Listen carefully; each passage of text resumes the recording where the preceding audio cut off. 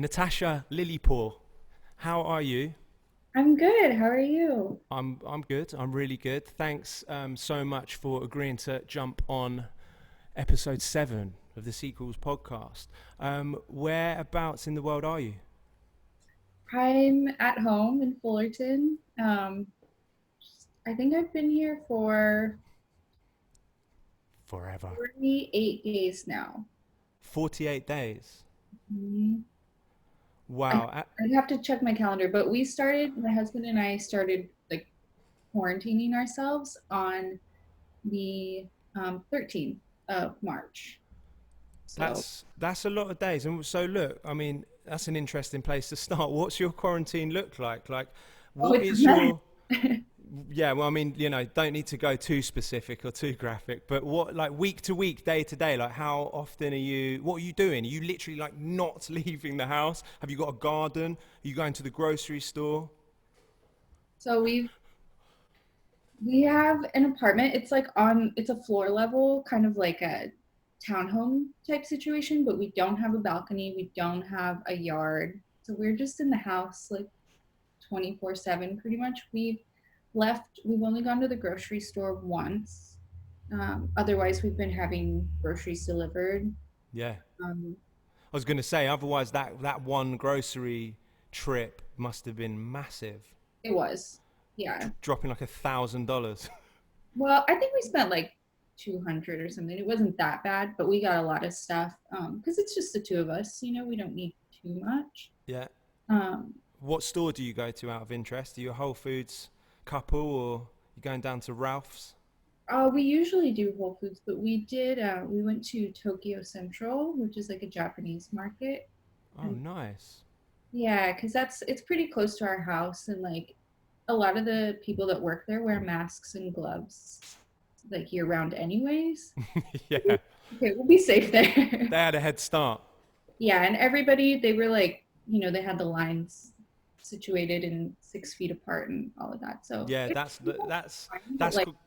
we looked totally crazy when we went out. Like we only had one like proper kind of N95-ish mask from when I do like woodworking, I wear them.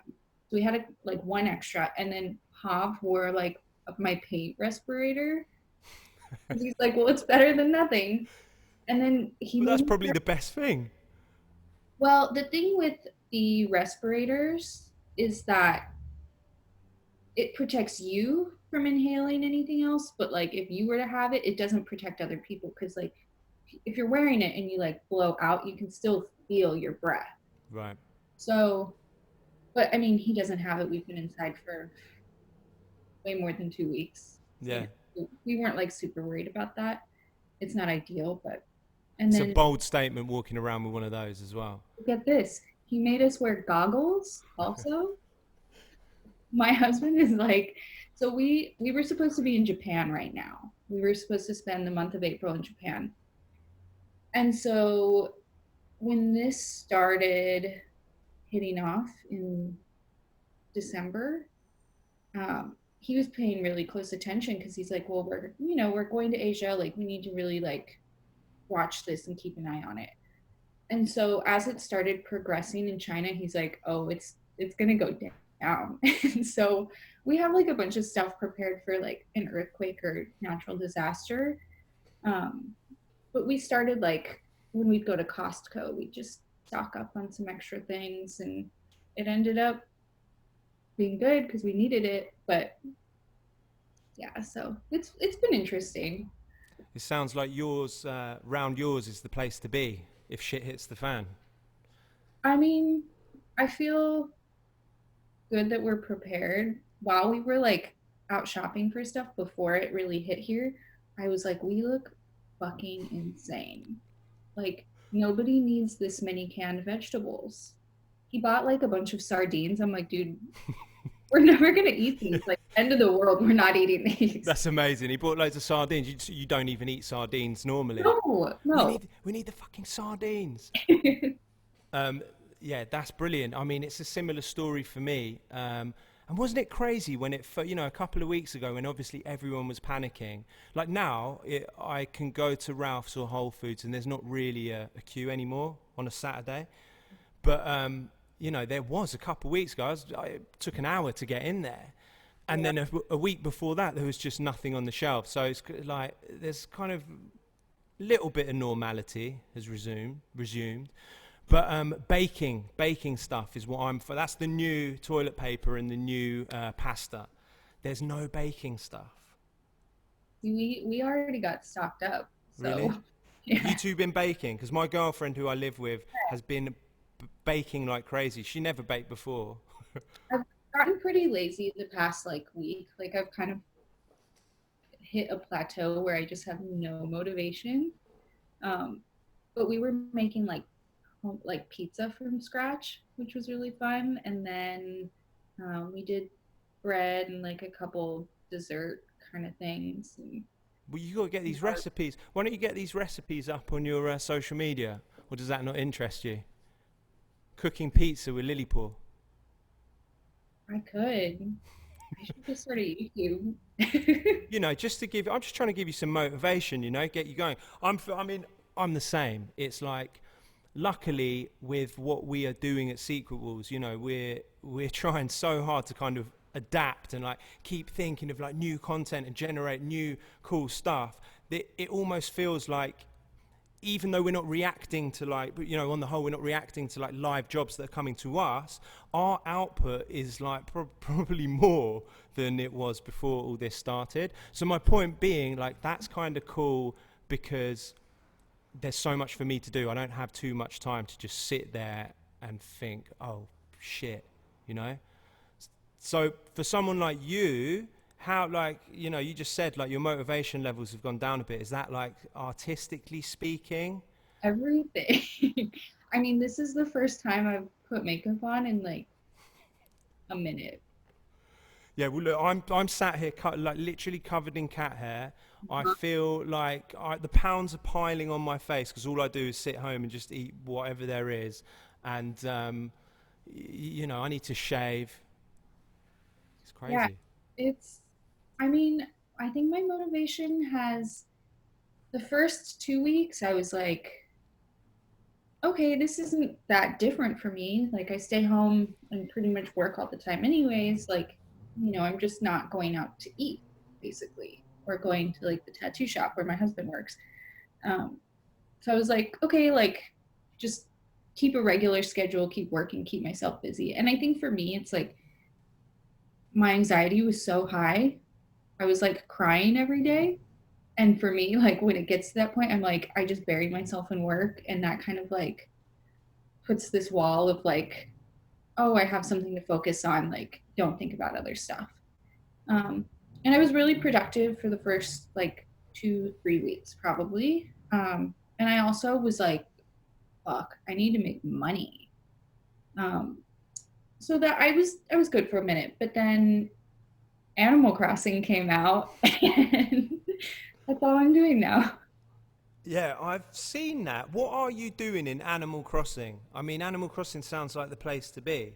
But Oh, talk us through that a bit, because I think it's really interesting. And what with I don't know if you saw the Travis Scott single release on Fortnite. Did you see that? nope, don't care. Don't care, but anyway, what you might care about is like he's like a rapper, musician, but he released a single like in Fortnite, and I've seen like the equivalent artists, kind of releasing work, creating work in Animal Crossing. Talk us through it. I'm considering about doing like an art show within the game because within the game you can do like, you can make custom patterns, which is basically you can use it as like a pattern on furniture or just display it on the wall as like a painting or something. So you can make pixel art within the game. And I saw somebody else did a full like art show, and then you can create like a code over the internet to invite like your friends to come look at it. So I'm kind of thinking about doing that. Um, but I've been playing Animal Crossing for like over 10 years now. And so with the new game, because the new one just came out on the 20th of March, um, I've been waiting for it for like 2 years, I think, since they announced it, because they Yeah. just kept pushing the date back. And so I told my husband, like, watch, when this game comes out, I'm taking 2 weeks off and I'm just gonna binge. Like I'm gonna treat myself. But this isn't quite what I had in mind. Yeah, right. Are you just like you're just playing the game though, as well as trying to think, oh, how maybe I can make this work for me? Because I think that the exhibition, the in-game exhibition, yeah, that stuff I think is really exciting. You've got to do that. But you've got to move quick, right? Well, and so I bought a new webcam and I think I'm gonna start like streaming on Twitch because I'm playing so much. I'm like, it'd be fun, you know, and I created a Discord and I made a new Instagram just for my Animal Crossing stuff. Um and it's cool because over the past couple weeks I've like created this little community through this Discord and like What all is that? Sorry to interrupt. What's the disc? Discord. So it's like it's a website, but it's like a program you can download to where you can chat with people. So a lot of people use it for games. Um, you know, because it's pretty hard to chat in game on a lot of systems, and especially Animal Crossing, they let you say like 5 words at a time, so it's like impossible. Um, but with Discord, it's like you can create different channels and have chats, and like one of the things with Animal Crossing that's really popular is trading items. Yeah. And so I started one and I was just like, oh, we'll just see. But it's cool because I've become friends with all these people. We talk like all day, every day, you know, because we all are just like at home playing this game. But you're talking to their like little avatar, right? And I haven't played Animal Crossing. I've seen it. I know that it's kind of got its like cute vibe. It looks awesome. But what are you talking to? Like little animals and little like people? Oh, yeah. So in Animal Crossing, basically with this new game, you have like a whole island and the whole purpose is to like build this island and you have animal villagers and you like create friendships with them, and the ultimate is when they send you like a poster of themselves, that's when you know you're like legit besties, which I haven't gotten there yet, but Just like in real life, right? I mean, that's what I do. If I really like someone, when you're signed poster. but yeah, so that's pretty much what I've been doing. Look, no, I'm not just I'm not saying this, but this is something that really interests me, and the Twitch thing, that's something I want to do. So look, I'm wearing this wasn't pre-planned. It's just the shirt I put on, but this is our Harvard Heights FC shirt. It's like our soccer team shirt. Yeah. Um, but we had like a really big project lined up that it was going to be a live event, something we're doing with our soccer team, and it can't happen anymore. So we're kind of thinking of ways that we can adapt and bring this project online. But what I want, yeah, go on. Well, I went to a virtual rave through Twitch the other night. So you can do whatever you want with it. Like for Yeah. streaming purposes, I think you guys could do so much with it. Yeah, well, look, you're going to have to help me because one of the things I want to do for you, we've got an Instagram for our soccer team. I want to play FIFA 20, like the soccer game, like you want to play Animal Crossing, but then film me talking shit with people that are trying to beat me. And if they beat me, they get a prize. So I don't know if you could do something like that in Animal Crossing, but that'd be sick, you know? Some kind of thing with Lillipore. If you beat her in the game or the puzzle, you get something. Totally. Yeah, I have a bunch of ideas because a lot of streamers that I've seen that are like doing Animal Crossing on Twitch, um, they'll set their island up to where it's like a little game show or like where you can like do all sorts of different things. So it's pretty cool. But I definitely, the next thing I want to work on is like a virtual Animal Crossing art show, I think. Yeah, 100%. And look, we're thinking the same thing. So maybe we can help each other out after that, after this podcast. Yeah. Sorry. All right, awesome. Animal Crossing does seem awesome. I need to download it. Can you get it on PS4? No, it's only on the Switch. Oh, okay. All right, Yeah. FIFA 20 it is for me then. Yeah. Look, so I mean that was great talking about Animal Crossing. But for anyone, just quickly, for anyone who like doesn't know who you are, how do you kind of describe just quickly like what you do? Um, I guess I'm a visual artist. Um, That'll do. Will you stop there? not too deep. It's all right. It doesn't have to be. I'd say like shit hot visual artist maybe Oh, thank you.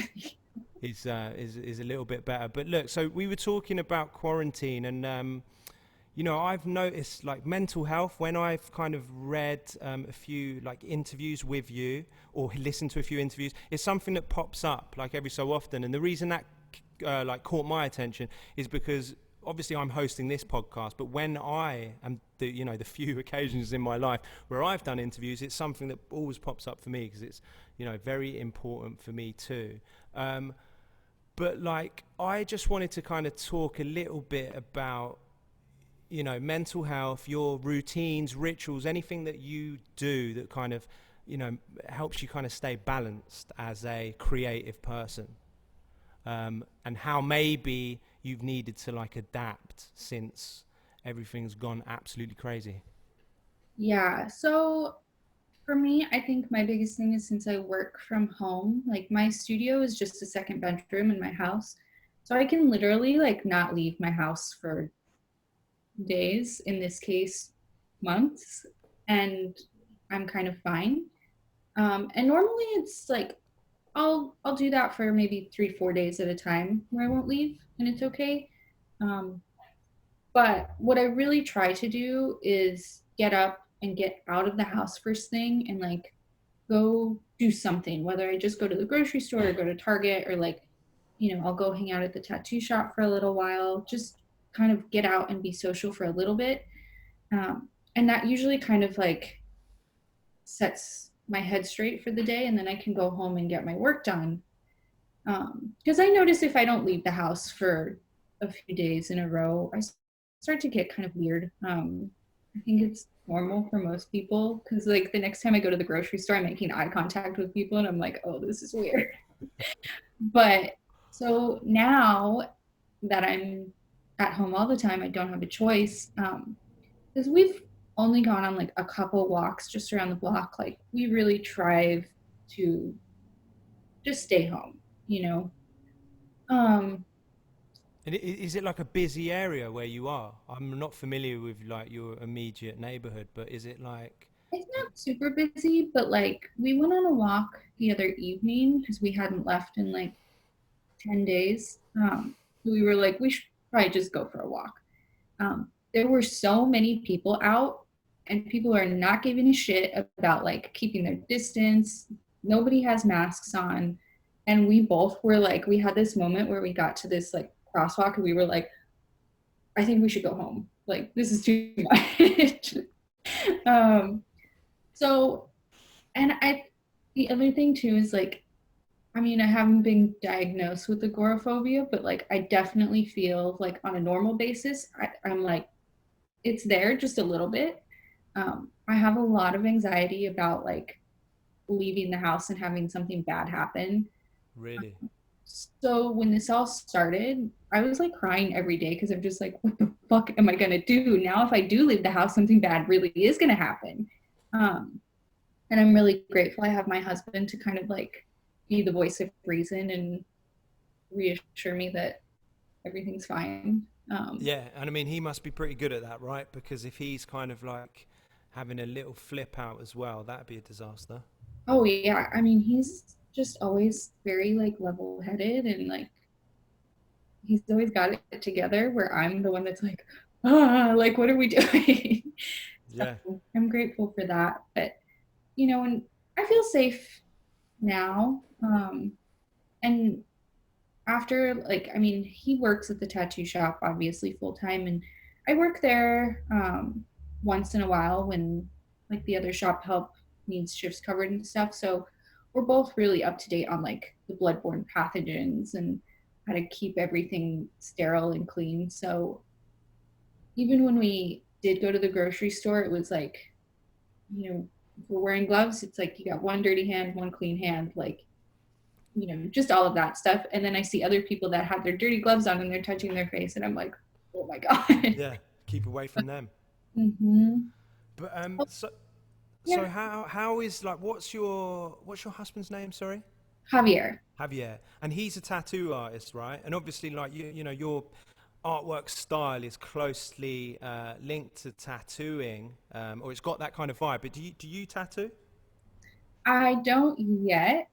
So I haven't actually even like really officially announced it, but I started apprenticing in is it October? Wait, so this is an exclusive? This is an exclusive. I wish I had like a soundboard with like some kind of bomb drop, and I'd press it right there. But so I started working on like my apprenticeship in October. Obviously, that's come to a screeching halt. Yeah. Um, I had just gotten to the point where I was starting to like tattoo people. Um, but obviously, you need face to face interaction in a place to do that. And that's not possible right now. So, So have has tattooing just stopped as like a as an industry? Because there's no getting around it, right? You can't tattoo from 6 feet away. there are still some people that are doing it, but I wouldn't advise that. Um, I it's one of those things where it's tough because everybody like, you know, I think right now people I think pretty much everybody's kind of struggling in one way or another, and there's a lot of fear of, if I don't make rent, like what's going to happen? If I don't have money for food, what's going to happen? So I get it if people are working because they need to. I'm not going to shame anyone for that, but Hav and I are not. Like, Yeah. we've made some t-shirts, and like I feel really grateful that I've been able to sell some artwork, and like people have been so supportive during this time. So I'm just super, super grateful for that. But the tattooing side of it is like, No getting around it. mhm. So And I mean, when we get, and even like once things start opening up, I think it'll still be a while before I get back in there.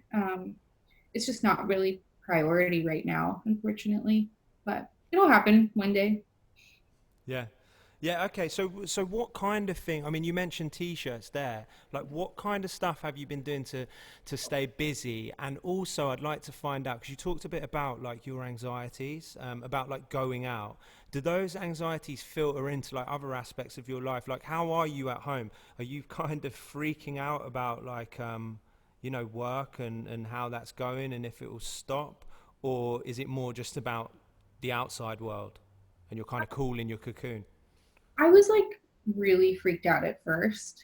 Um, I think especially too because there was so much information coming in on a daily basis. Like reading the news on my phone, I kind of stopped doing that as much because it's like we've kind of reached this plateau. Like, there's not anything super crazy that's developed. We kind of know what it is now, and this has become like this is life right now. So like not reading the news has helped, or not as much.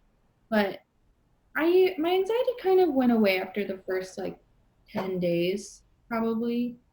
Um, Now it's just like I'm at home and I'm safe here, so I'm kind of okay with that. And even when we went out to the grocery store, I was like seeing that other people are practicing these things of like social distancing and protection, whatever. That made me feel better. And just trying to stay busy has keeping my mind like occupied helps. But like I said earlier, then Animal Crossing came out and it was like, I don't need anything else. This is pure escapism. Like, Yeah. but yeah, I'm just trying to like figure out kind of what my next step is because, all my major projects for the rest of the year are pretty much canceled. I was supposed to do a show in New York at the end of June and then a show in Denver um, beginning of July, and those aren't happening. Um, and just all my other big projects, it's like it's come to a standstill. So that's why I'm like, well, maybe I'll start doing Twitch. That'll be fun because I can stream art on there too. Whenever I do my Instagram live videos where I'm like drawing or something, they do so well, and I think people are just interested to kind of see like your process, and just like it's cool to get to like chat also. Um, because when you post something on Instagram and even if you comment back to somebody, it's very like minimal.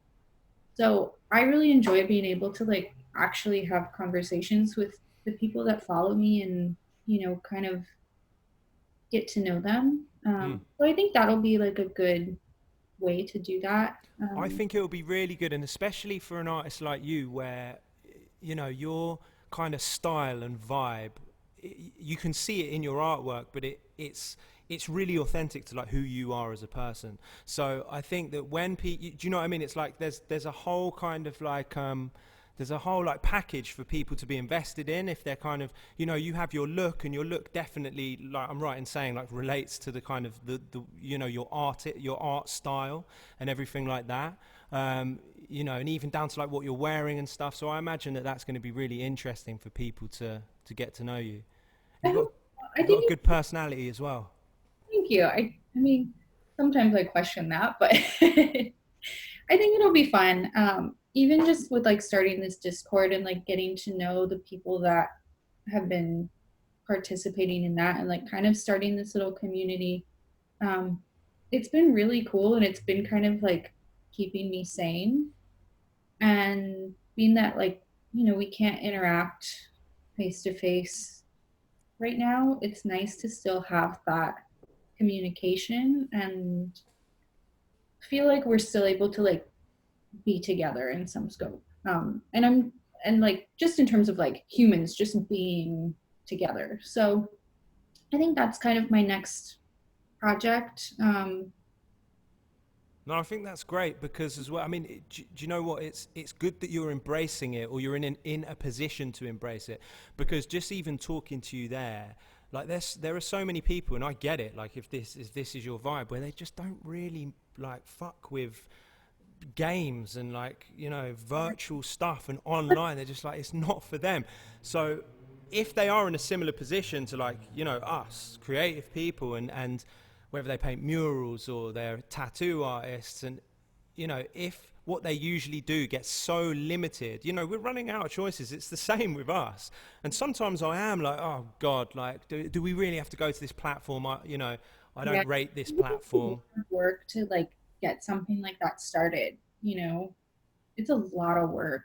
I just think for me, like it's. I mean, even I tell myself like I can never be bored because there's always like some sort of work I should be doing. Um, but that's easier said than done. And like I think it's really important to like switch it up. And, you know, I've always been really into video games. And so I think being able to have a platform where I can combine like that and then my art and just like the things that I do, combine it together. I think it'll be fun.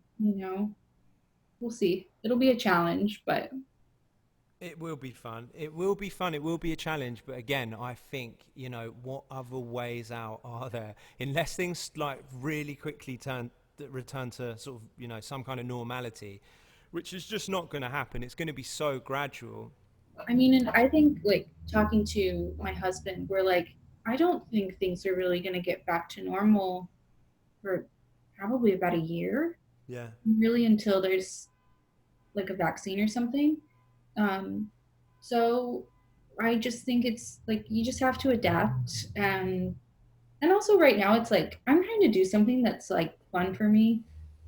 I was trying to take commissions and I took on so many and I was like, this is driving me fucking crazy. Like I'm so grateful that people want my work right now, but it's like having to draw something for someone else like all the time and having deadlines and stuff right now. I'm just like it's too much. I'll take like a couple of months, do this and like just kind of like have it be a little more mellow. Um, I think for my sanity, that's maybe the best plan. Yeah, I agree with you. And I think, that's kind of like we can relate to that as a company because that's what we've realize too. It's like, yes, a certain like part of this is like reacting to a kind of like this new situation that means there's far less money like floating around, so we are kind of in a sense scrambling to like get money in. But at the same time, as you're saying, you've got to remember to do, like in the kind of new confines of what you can do, you have to remember to try and like be creative, you know what I mean, and think of kind of new stuff, like new passion projects that you are into, rather than just thinking like, okay, what's the only way I can make money? This, let me just do that to death. You know, as you say, you're going to lose your mind. Totally, because I mean, and even like I did one commission, and the person was super super nice, but the drawing was kind of a little like the subject was a little out of what I normally do. But I was like, I'll try it. You know, worst comes to worst, I'll just give them their money back if they don't like it, and they didn't like it. So I had to give them their money back. But then afterwards, I'm like, well, I just spent like 19 hours on this drawing that they don't like, and I have nothing. And I have this drawing that I don't want. Like, you know, so I think for me, trying to like not overdo that is really important because it's so easy to be like, well, this is what I can do. Like, I just need to push that. But I think right now, like, using this time to kind of think outside the box and figure out a way to like reach more people also, but like make it something that includes everyone and not just like, hey, here's my things, buy them. You know, it's like I want to kind of I already have this like little community with my following, I feel like. You know, because so many of them have met in person at art shows or just going out and like so I feel, and even at like secret walls, you know, there's strong community, and so I think finding ways to like include everyone and make it to where you're giving, even if it's just entertainment for someone, I think that's kind of important right now, you know. Yeah, no, I agree, and I do really think that like you know these ideas that use kind of Instagram Live or Twitch or whatever it might be are the way forward because it's true. It's like when you know you might be the sort of person I'm a bit like that too. Even though I feel like in social situations I'm quite you know, I get stuck in and I can be loud and all that. I do have a tendency to be a bit of a hermit as well and just like, you know, keep a safe distance just usually. But the difference is when there isn't a pandemic, it's a choice, and you know that if you want to go out, you can. So you've always kind of got that in the back of your mind. But when that option has literally been taken away from you, I think that anything we can do as artists or anyone can do as people that just have some kind of connectivity to other people, some kind of community, is what's going to like give us that little bit of sanity that we need to kind of like get through it. You know? Totally. And I think it's also like, I mean, I've been able to create new friendships with people that otherwise maybe I wouldn't feel like I had the time to really be like reaching out or Even if they are just little farmyard animals. I mean, those are important friendships, let me tell you. I'm not hating. I'm not judging. But it's been cool like being able to really connect with people that maybe I wouldn't otherwise kind of have the opportunity to, or maybe our paths wouldn't cross in quite the same way. Um, so I guess I'm just trying to see like the positive side of all of this.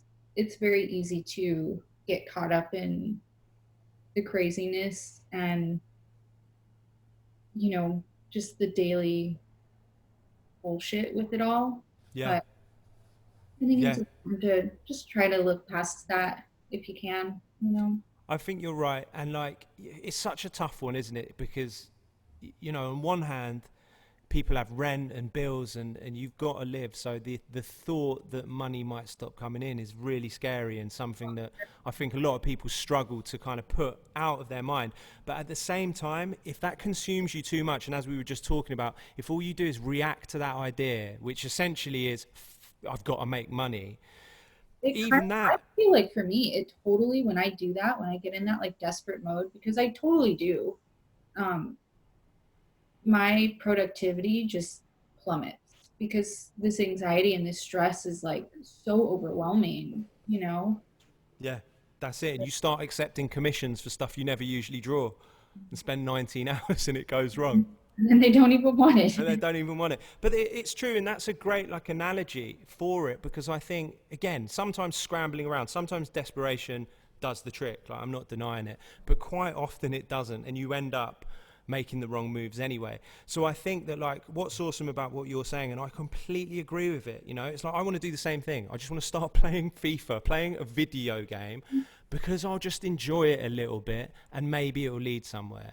You know, if it does, it does. But at least I'm feeling good. I have like a nice kind of positive demeanor and energy. You know, I think that's the way to play.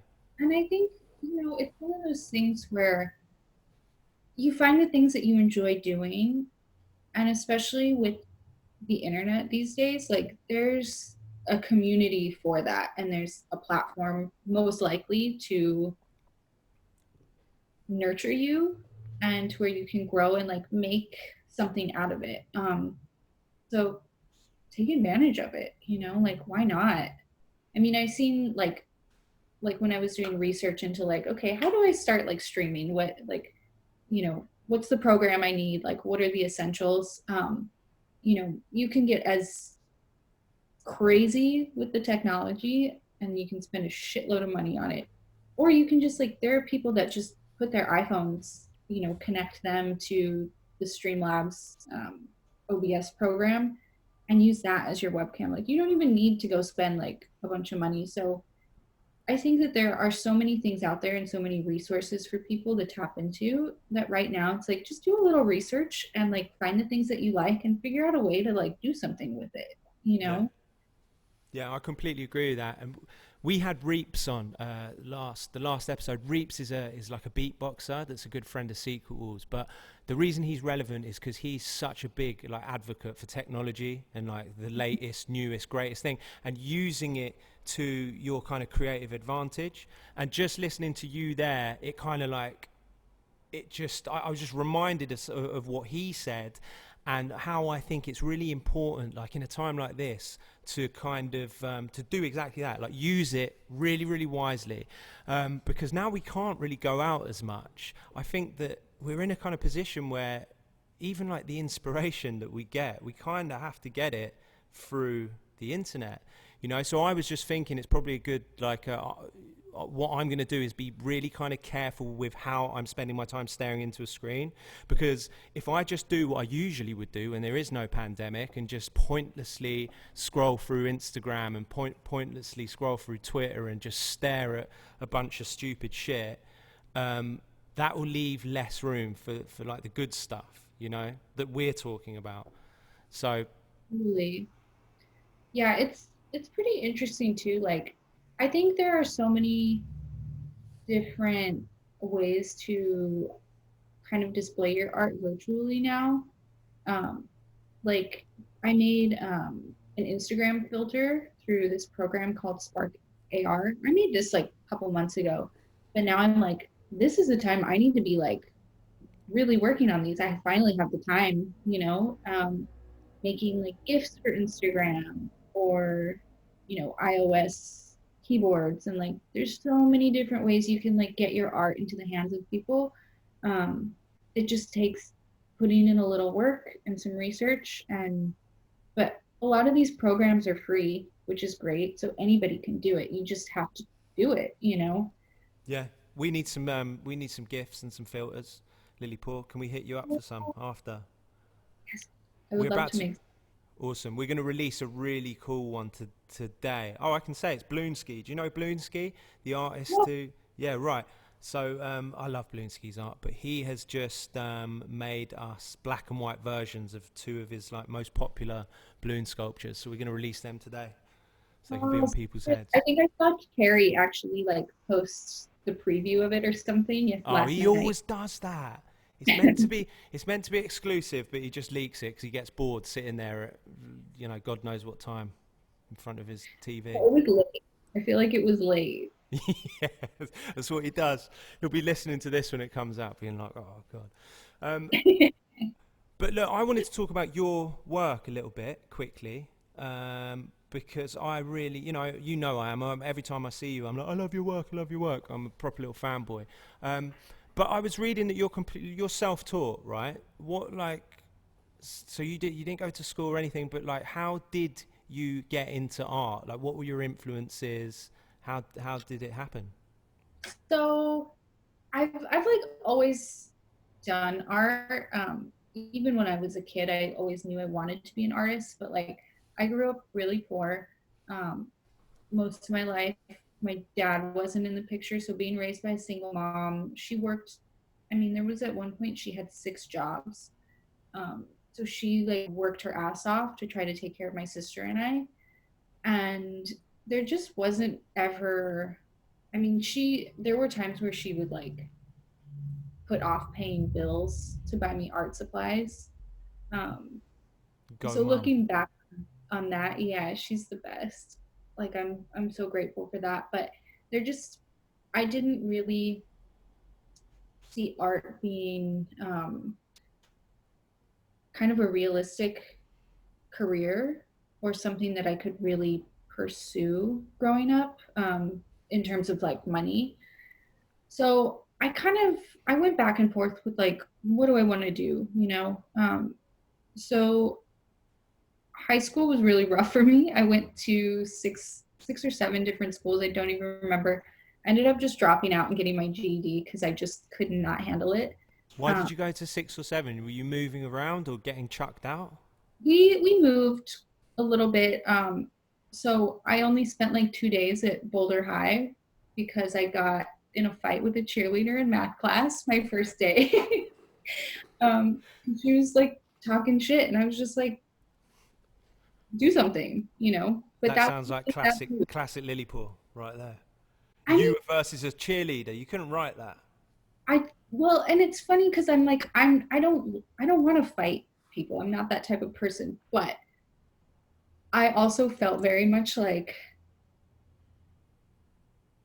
I don't want to say prison mentality, but it's like, okay, this is the first day of high school. Like, I have to like set the standard for like, don't mess with me. But it was a really bad move. The next day, her boyfriend, who was like a head football whatever, him and a bunch of his friends tried to throw me in the creek behind the school, and they threw eggs at me, and like it was really bad. So I only went there for 2 days. Um, but high school, I mean, I was bullied all through high school. So it was just really tough. So the moment I was like, Mom, I'm not doing this anymore, I don't have to, I bounced.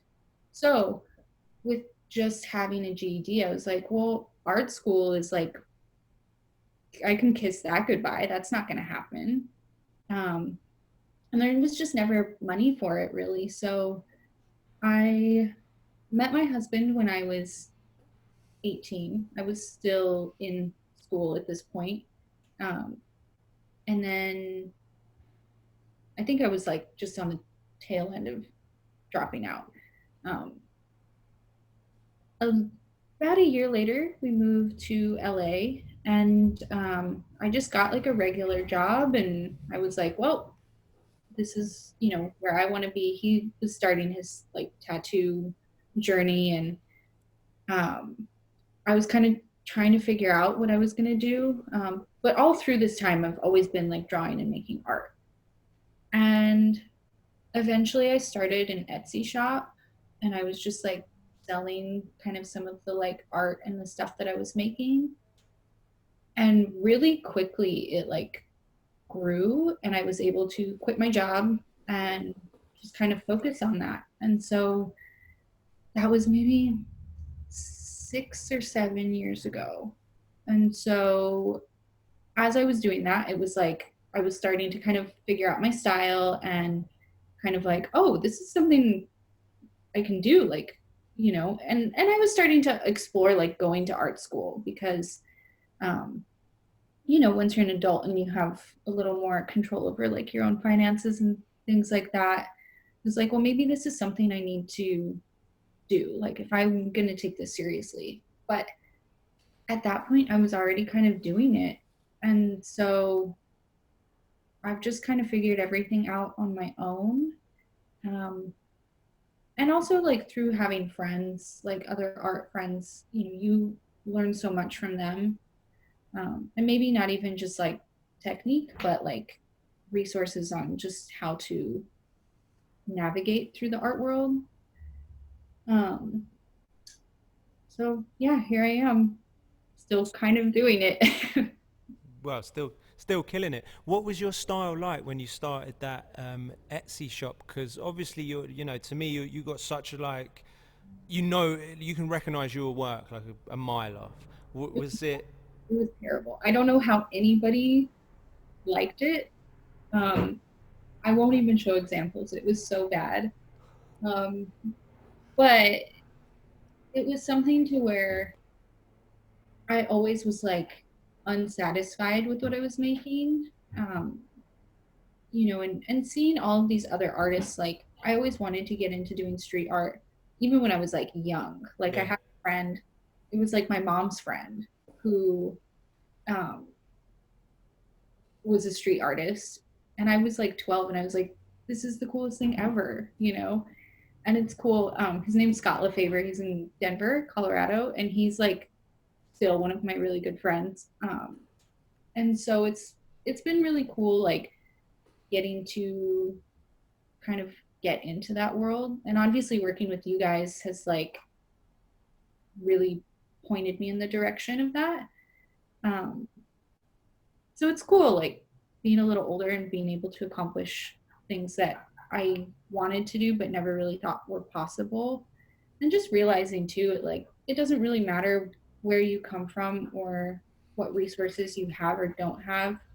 Um, I think it's still really important to put yourself into what you love doing and what you want to do, and you just work hard and you make it happen. Yeah. No, I agree. There's so many examples. I mean, it sounds like that's kind of what you did. You didn't you didn't go to school and study it. It wasn't that premeditated. Like, okay, here's my plan of attack to make money out of art. You just did it, and it kind of snowballed. And I think that's what often there's so many stories. It doesn't matter whether it's art or anything else. There's so many stories of that just happening from someone's passion. And Yeah, I'm that's something that I'm always banging the drum on. That that that's the main ingredient.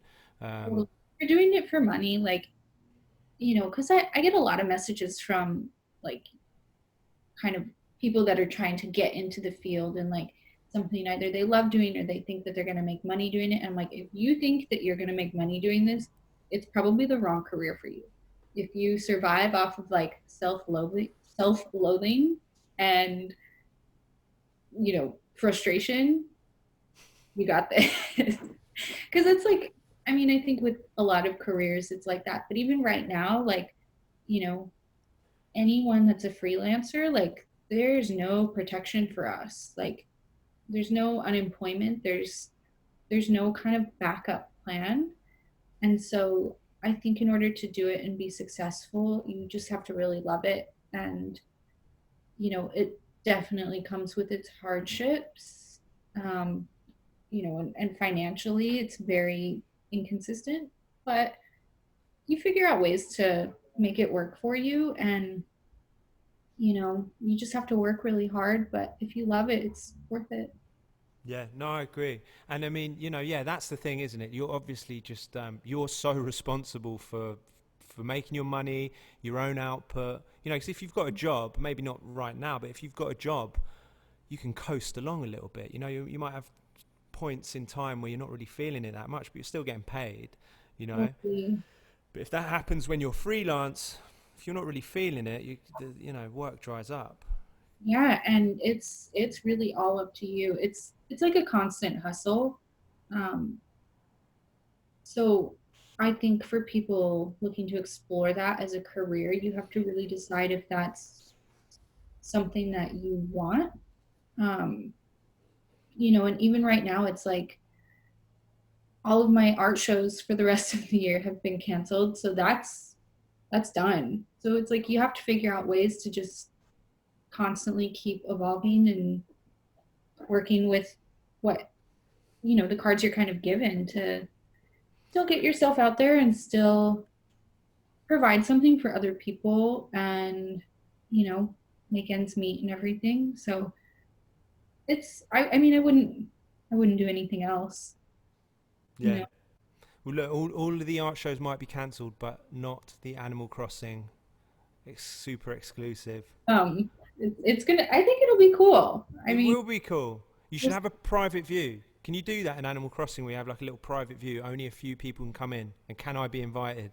absolutely. Because so what I'll probably do with it is stream it so like everyone can watch. Because it kind of wouldn't be much of a point if it's just like, hey, just my three friends get to see this.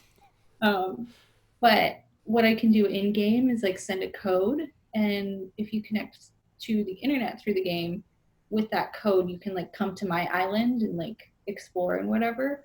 Um, so I want to start working on that and just kind of like have it be like an event. I think it'd be cool. It will be cool. I seriously want to come, but again, I keep saying I'm going to come, but I don't have a bloody what is it on a Twitch. Switch? I was going to say a Twitch, Nintendo Twitch. I'm getting old, Natasha. Um, yeah, but amazing. I'm all for it, seriously, and like we're going to do the same thing. And I think I know you're not a massive fan of Travis Scott, but just objectively, I don't play Fortnite, so I'm like, oh, okay, it was more Fortnite than the genre of music. I watched my husband try to play it one time, and I was like, this is too much. It's insane. I don't understand it. Like, Yeah, it is insane. much. I haven't even played it, but it looks bloody insane. Yeah, it's crazy. But look, so just going back to your work a little bit, because I wanted to find a little bit more out about your influences. Like you're strongly influenced by your cultural background, but I just wanted to know, like, what is your cultural background and how does it play a part and inspire like what you do? Definitely. So I, it's something that so my dad is Mexican American. My mom is white. So I'm half, but and then there's a bunch of other things. Like I did a DNA test and I found out there's like on my dad's side there's like Middle Eastern, African, like all these different things. But that's a whole nother story. So, but I mean, I grew up identifying as Chicana, which is a term for Mexican American. And growing up, like when I went to school, my sister and I were the only Mexican girls at my school. So that was rough sometimes. And that was in Denver, Well, we went to elementary, middle school in Boulder. Boulder, yeah. And so we went to like a really small school, like I think in there were 30 kids per grade, and it was K through 8. So it was small. It was really small. I think there was like 300 kids or something.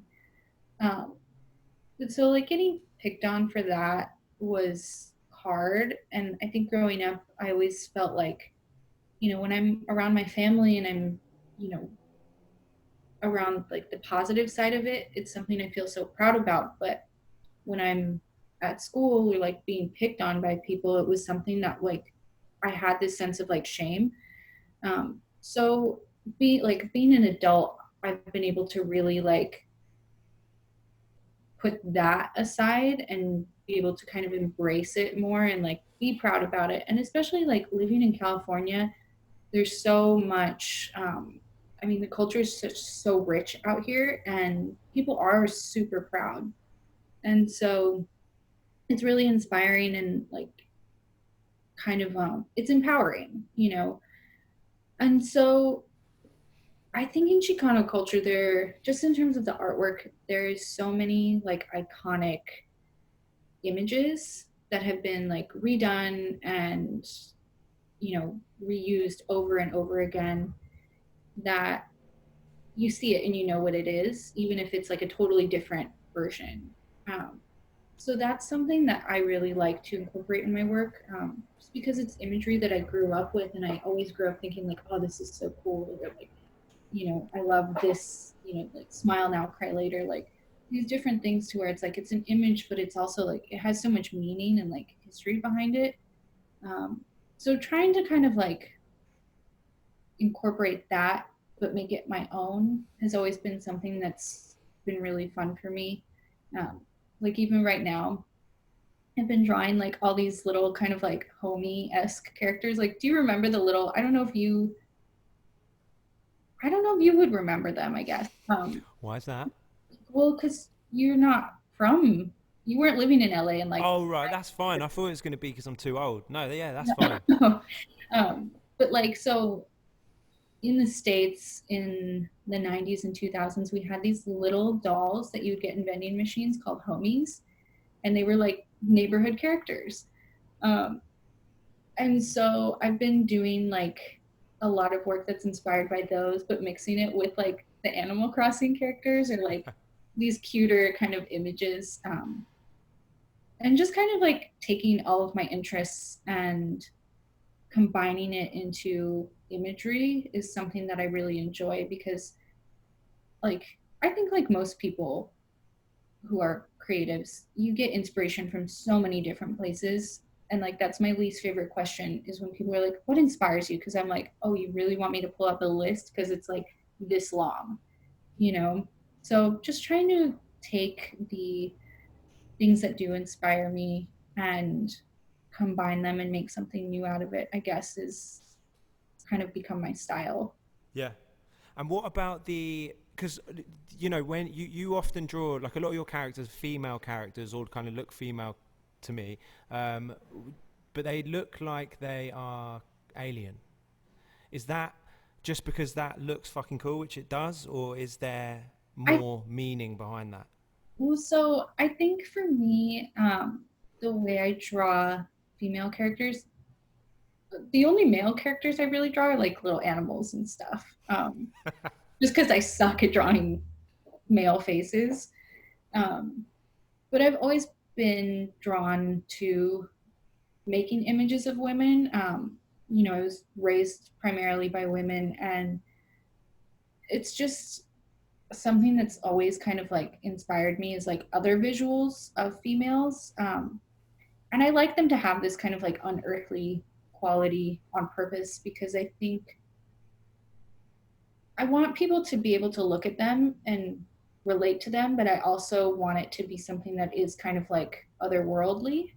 Um, so like having eyes that are like a little further apart and like just these different features that make them look similar to humans but not quite human. Um, or I always think of them as like fairies. Did So did I? I'm probably going to butcher this, but I think I remember reading something to do with like how you thought of your name, and it was like, and I might be merging two different things, so I apologise if I do, because it did seem like. Was it a bit of writing, and it was quite heavy actually, like the the meaning behind your name. Is that right? But it was something to do with fairies, and am I yeah. right? So, um, I can tell the story. So when I think I had this dream. I was like 14, because I grew up and my dad wasn't like really in the picture a whole lot. When he was there, when we were really young, he was abusive and he was a shitty dad. So I always grew up resenting having his last name because it felt like I always had this like connection to this person I wanted nothing to do with.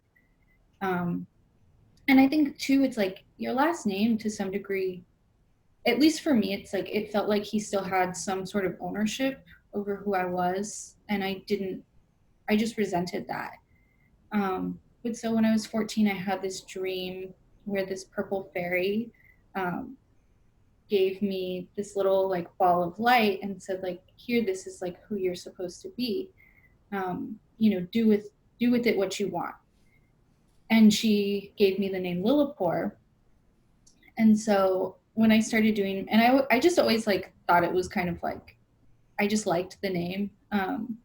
What she like said it. She said it to you Yeah, in like, in the oh, dream. who you are.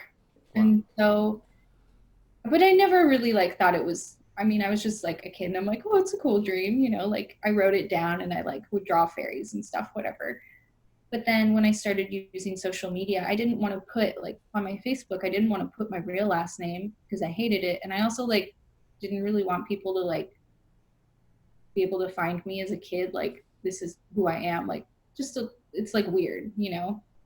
My mom always tried to instill in me like don't let people on the internet know too much about you, especially when you're underage. So I started using Lillipore as my last name. And as I grew into doing what I do now, I was just like, well, this is like, it's kind of become who I am. Um, and so I just kept using it, and it's just who I am. And then this might be a little inappropriate, but I did DMT for the first time. Not inappropriate. Okay. I did DMT for the first time maybe like 6 months ago. And it wasn't like this super insane like rocket ship experience you hear about, but for me it was like everything went black, and we were like playing music, but the music changed and sounded like this. It sounded like something I can't even describe it. It was like very alien. Yeah, set the scene though. So what, like, who was with you? Like, what time was it? Like, what was the kind of like, So it was my husband and then our friend Bill and I. We were just at our house, like on our couch, and we each took turns. They did it first, and I did it last, or maybe I don't know. Order doesn't matter. But so we took turns doing it just to make sure the other person is like okay and chill. yeah, you don't want three people just going into the No, vortex at the same time. You wake up and just everything's been thrown out the window. totally. And they've done it before, so I was like, I've always wanted to try it, but like I never wanted to like seek it out. It was just like if it happened, it happened, and that's when you're supposed to do it. That's kind of my feeling. Um, so I just did it and I closed my eyes, and it was like everything was black, but then I was walking and like opened up these curtains, and I walked into this purple forest, and it was like I sound like an idiot trying to describe it because it's nothing like you just can't accurately describe it, but everything was like so incredibly real. And I walked into this like fairy circle kind of, and they're all like dancing, and then they start dancing around me and they were laughing, and I was like a little freaked out at first. I'm like, why are they laughing at me? Like, when you're too stoned and you feel like people are laughing at you, that's what it felt like. I was like, this is uncomfortable and weird. But then they were singing this song, and I somehow understood that it was like they were trying to teach me the language of love and like compassion. And when they were laughing, I kind of finally got the message that like, you know, don't take things so seriously. Like, don't take life and all of this so seriously. There's so much more out there, and you're doing like what you're supposed to be doing, and we're here with you. Um, and so we just like laughed and danced, and then it just all kind of faded away. So it was interesting because like, I mean, I feel like a little embarrassed telling that, but to me what I got from it was just like it was the same beings that um, gave me my name. Yeah. And so it felt almost kind of like this little touch of like you're doing what you're supposed to be doing, and like, you know so it was cool. Well, don't be embarrassed, firstly, because I think that's a sick story. I love that. I also think it's really beautiful, and the way that it relates back to the dream and even your artwork, like, that's crazy, isn't it? How authentic are you that even when you dream and like trip balls, it's the purple people from your artwork, you know? Totally. Well, and that because I started doing like the purple I started drawing the purple ladies like a couple years ago, and they've kind of evolved since then. But I didn't even really consciously think about like, oh, I'm doing it for this reason. And then when I did DMT, I was like, holy shit, this is why I'm doing this. Like, it's kind of a trip. So, Yeah, it's awesome. Um, well, look, leading on from that, I mean, you were talking about how, being raised by your mum.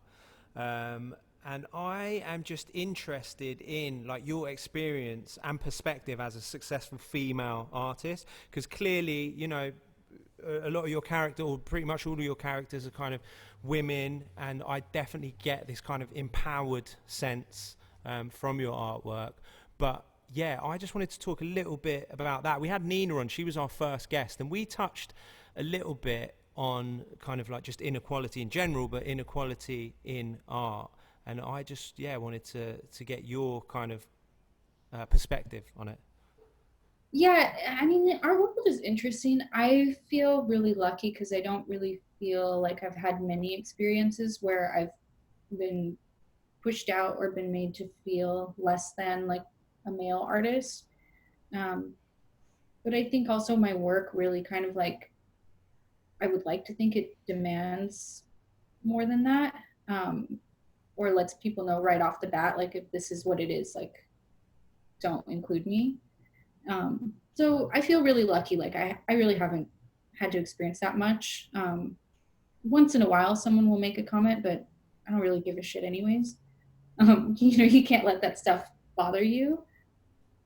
Um, it's been, I guess, the work I try to create. I always have, women in mind, and I kind of like to think of my work as like escapism or a fantasy to where it's like I've created this world to where, you know, these issues aren't really issues and people can just exist and be whoever they want to be. And, I hope that people can find a character of mine and relate to that and feel like it's empowering and like, oh, this is cool. Like, I love this. It makes me feel proud to be who I am. And so I I don't know, being in the art world is interesting, like because I have heard some crazy horror stories about other females being treated badly, even as far as like being assaulted physically in order to from someone that's a curator or another artist that is, higher up in the ranks or whatever you may want to call it, or more established maybe. Um, and I feel really lucky that I haven't had to really deal with any of that. But I also, I've had my own struggles in the past, but I definitely just I want to make art that makes people feel good regardless of, gender or race. And I think that for me, I look around and it's not that I'm not trying to be um, a role model by any means, but I look around and I see like in the media like who girls in particular have to look up to, and I'm like, it's trash, a lot of it, where a lot of these people I don't really think are like necessarily good role models, or they're not empowering young girls to, you know do what they love or get their education and be strong, and so I just always try to keep that in mind and be thoughtful of like what, even just who am I? I know that there are people watching and people are going to be, I don't know, maybe not inspired by, but I think people, if they are into like a person, it's like, oh, I really like that. I really like that quality. I just try to keep that in mind that like there are people watching and it's important to just be my authentic self and also empower other people to just do what they love and, um, you know, work hard, be a good person. And I think especially for young girls, it's important to me to push those things. So I hope that answered your question. Yeah, no, it does. And I mean, one thing that I love about your work as well, and as a man, is that, and there's a few artists, like a few of my favorite female artists that also happen to kind of predominantly like create like work that features a kind of female form and the female image. What I really enjoy or really take is, yes, this kind of like confidence and power, but it's also combined with like a just kind of underlying like nurturing, compassionate vibe, which I think is really like important, and obviously like it's a big downfall of kind of like masculinity, that's the part that's often lost.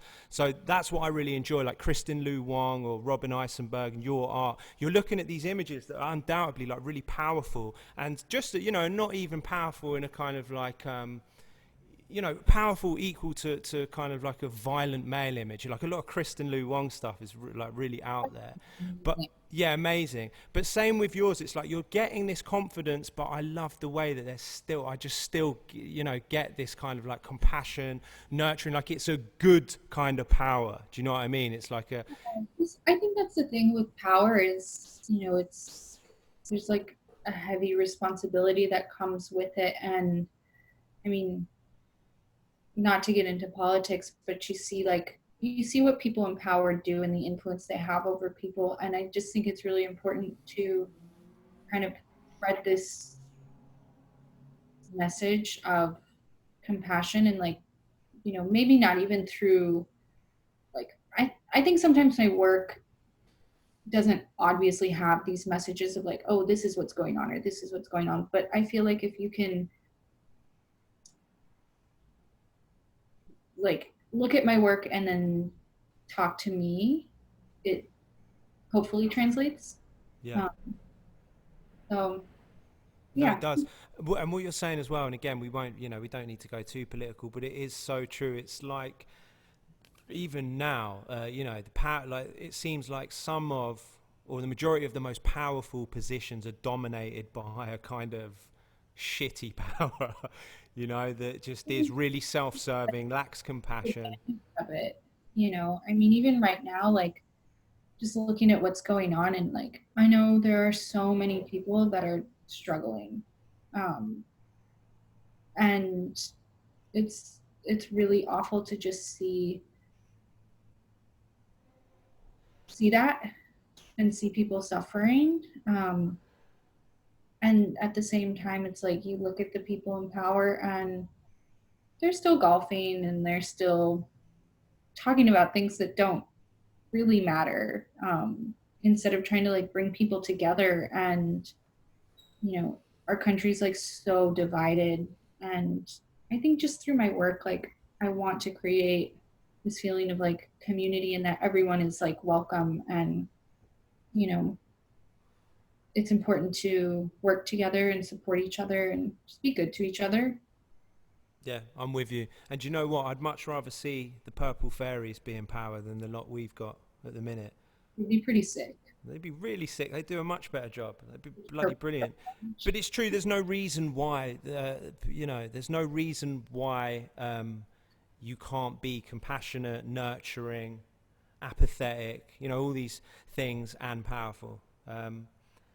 But look, Anything to me, it's like more powerful. yeah, I think that's almost like a sign of weakness if you're focused on the other spectrum. I agree. No, you are. You're completely right on that.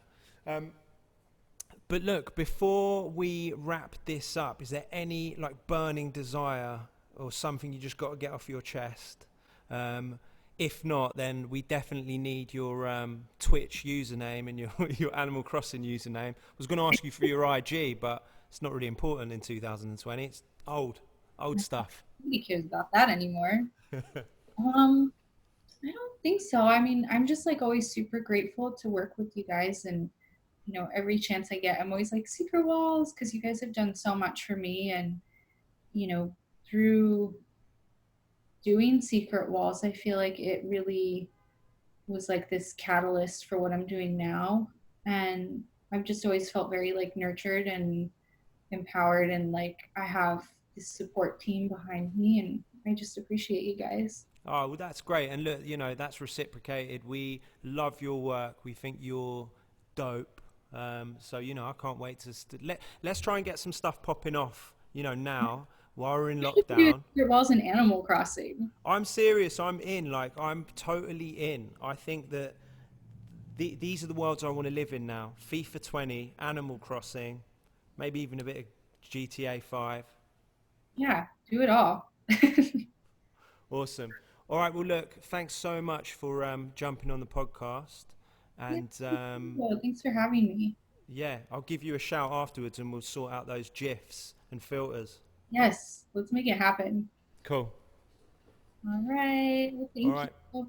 Speak soon. Bye.